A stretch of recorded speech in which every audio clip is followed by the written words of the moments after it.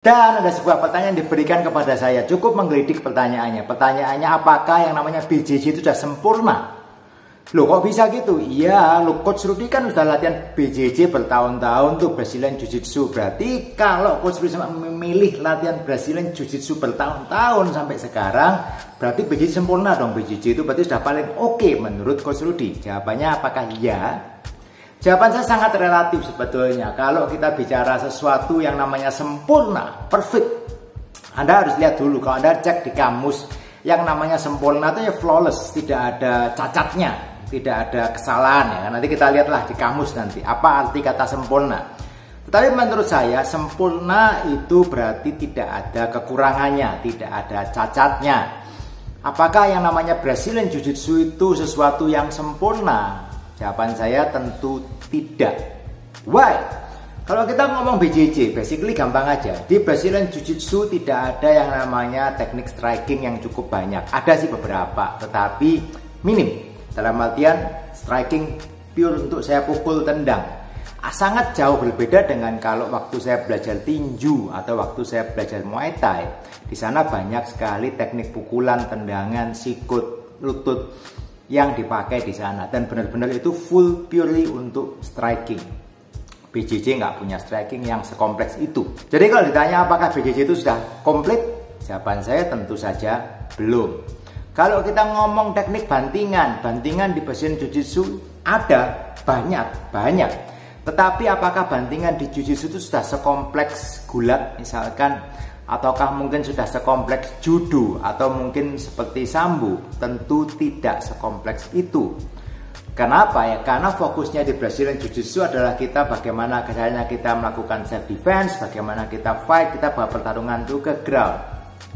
Tentu saja harus ada teknik striking, ada teknik defense, the strike, bagaimana kita blocking, bagaimana kita melakukan takedown, bagaimana kita membawa lawan kita ke ground, tetapi tidak sespesifik bela diri yang tadi saya sebutkan.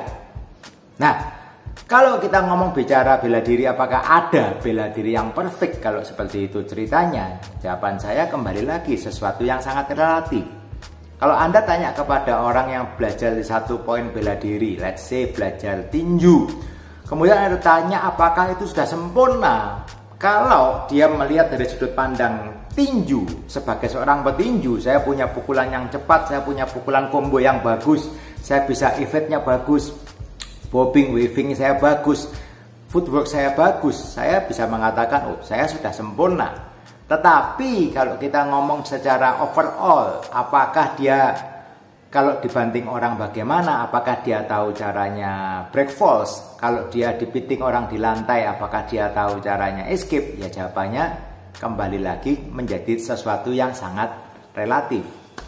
Atau kita ngomong mungkin sebagai seorang yang belajar grappling, tetapi tidak pernah belajar bagaimana menghadapi pukulan dan tendangan.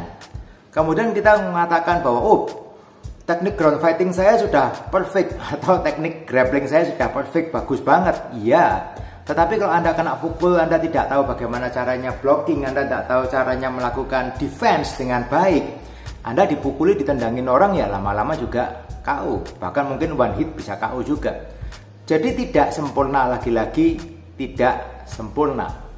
Nah, kalau kita ngomong bicara bela diri itu sempurna atau enggak, kalau kita benturkan dengan bela diri yang lain, dengan sudut pandang yang berbeda, ground fighting dihadapkan dengan striking dihadapkan dengan bela diri yang fokusnya di takedown, atau sebaliknya, tentu segala sesuatu itu menjadi tidak sempurna, ya kan? Nggak ada yang sempurna.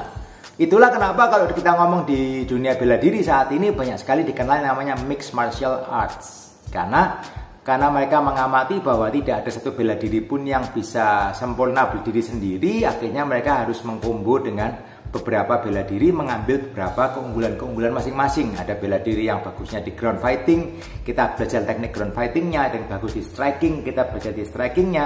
Ada bela diri yang bagus di teknik-teknik takedown, kita belajar di teknik-teknik takedownnya.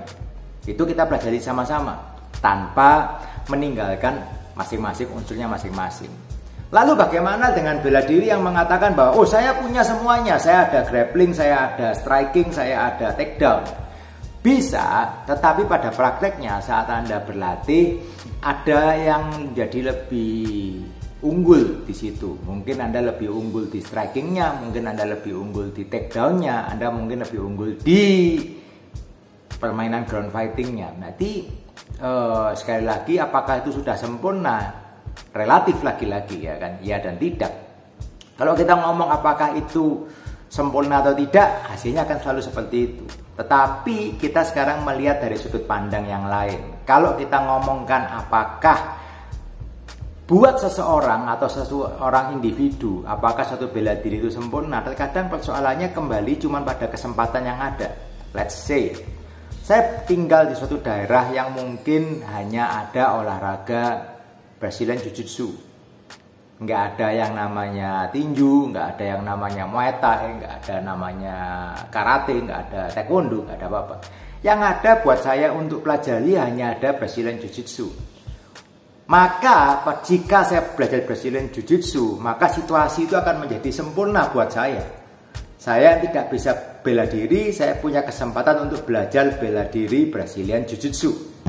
Buat saya itu adalah sesuatu yang sempurna, jauh lebih baik daripada saya tidak mempunyai skill bela diri apa-apa.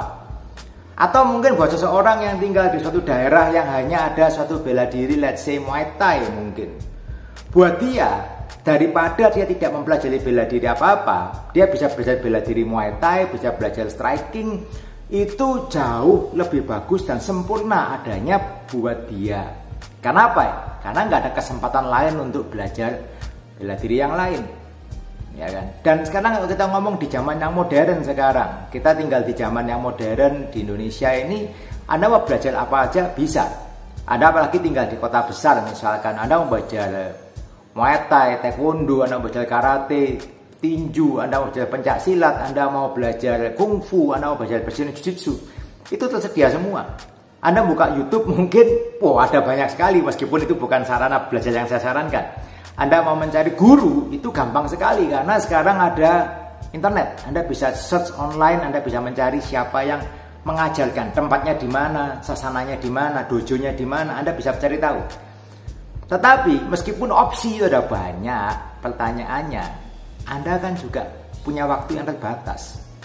Sehingga pada akhirnya Anda harus memilih untuk belajar salah satu secara lebih mendalam. Daripada Anda meluangkan waktu Senin Anda belajar kungfu, Anda hari Rabu belajar tinju, hari Selasa Anda belajar BJJ, hari Jumat Anda belajar sesuatu yang lain lagi, malah akhirnya campur baur. Apakah sempurna? Ya enggak, malah enggak jadi apa-apa ya kan? Jadi Anda pada akhirnya Anda harus memilih untuk mempelajari sesuatu, entah itu BJJ, entah itu bela diri yang lain. Anda pilih dulu salah satu. Lah bagaimana kalau saya sekarang mau menyempurnakan, let's say saya belajar BJJ sudah sekian waktu, saya mau menyempurnakan bela diri saya. Pertanyaannya, tujuannya untuk apa dulu? Kalau Anda mau mencari kesempurnaan itu dalam artian, saya mau jadi seorang fighter MMA mungkin, ya silakan, karena itu memang menjadi goals Anda. Tetapi kalau Anda sekarang let's say seperti saya dengan umur yang sudah 40 tahun, saya mau belajar. Setelah saya belajar BJJ, apakah saya masih punya waktu dan tenaga untuk belajar bela diri yang lain lagi?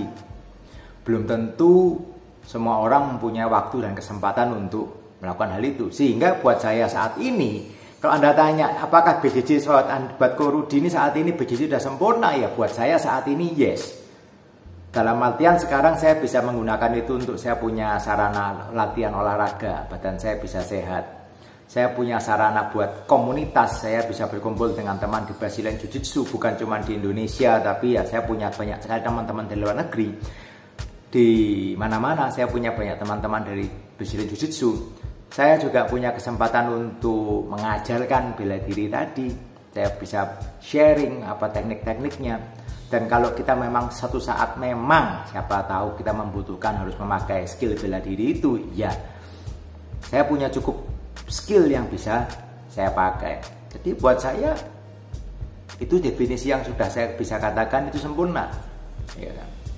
Nah tentunya masing-masing orang mempunyai standar kesempurnaan yang berbeda-beda. Kenapa? Karena konsep tentang kesempurnaan itu ya berbeda-beda lagi. Jadi sekarang Anda harus tentukan dulu, buat Anda yang namanya sempurna atau bela diri yang sempurna itu tujuannya buat apa dulu.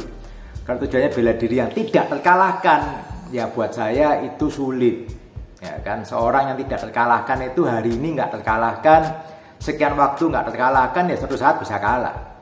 Yang namanya juara UFC, dia menang 10 kali berturut-turut, ya tidak ada jaminan pertandingan ke-11 dia nggak kalah. Atau 11 dia menang, nggak ada jaminan ke-12 dia nggak kalah. Tidak ada juara yang undefeatable. Ya kan, kalau dia undefeatable ya memang karena dia berhenti sebelum dia kalah. Itu jawaban yang paling benar. Seorang Mike Tyson yang jagonya kayak gitu ya kan, pukulannya orang kena ya KO, tapi kenyataannya ya satu titik ketemu dengan musuh yang tahu bagaimana caranya meredam pukulan-pukulannya dia, dan akhirnya kalah juga dia. Ya kan? Waduh, Anda pahami bahwa tidak ada sesuatu yang abadi. Jadi orang kalau bilang nggak ada yang abadi kecuali ketidakabadian itu sendiri, ya memang tidak ada yang sempurna kecuali ketidaksempurnaan itu sendiri. Jadi tidak ada sesuatu pun sebetulnya yang sempurna. Jadi kalau Anda punya waktu, Anda punya kesempatan, Anda memilih sesuatu untuk Anda pelajari, ya itu jangan Anda sia-siakan. Anda punya kesempatan hari ini untuk belajar sesuatu.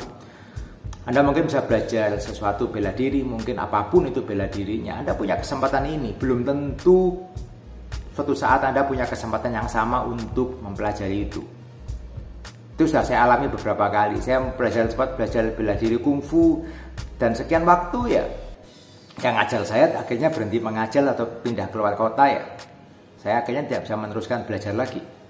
Dan kesempatannya ada, tetapi kita nggak tahu sampai seberapa lama kesempatan itu terbuka untuk kita.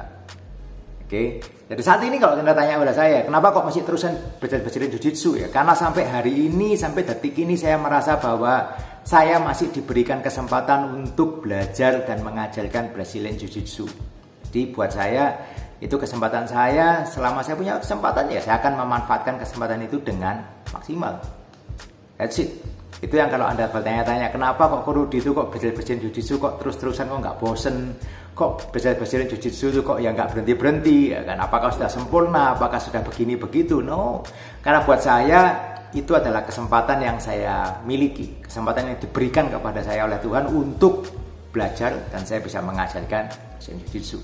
Oke guys, masing-masing orang punya alasannya sendiri tentang sempurna itu, tapi ya buat saya itu saat ini adalah situasi yang sempurna buat saya.